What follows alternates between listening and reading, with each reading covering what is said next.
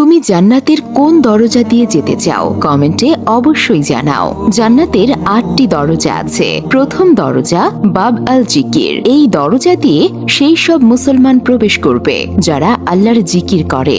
দ্বিতীয় দরজা বাব আল ইমান। এই দরজা দিয়ে সেই সব মুসলমান প্রবেশ করবে যাদের আল্লাহর উপর প্রকৃত ইমান আছে। তৃতীয় দরজা বাব আল কাজিমিন। এই দরজা দিয়ে সেই সব মুসলমান প্রবেশ করবে যারা রাগকে নিয়ন্ত্রণ করতে পারে এবং অন্যদের ক্ষমা করে। চতুর্থ দরজা আল হজ। এই দরজা দিয়ে সেই সব মুসলমান প্রবেশ করবে যারা আল্লাহর সন্তুষ্টির জন্য হজ করেছে। পঞ্চম দরজা আল রায়ান। এই দরজা দিয়ে সেই সব মুসলমান প্রবেশ করবে যারা আল্লাহর জন্য রোজা রাখে।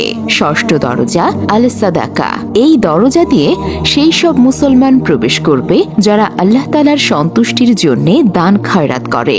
সপ্তম দরজা আল জিহাদ। এই দরজা দিয়ে সেই সব মুসলমান প্রবেশ করবে যারা আল্লাহর রাস্তায় জিহাদ করে।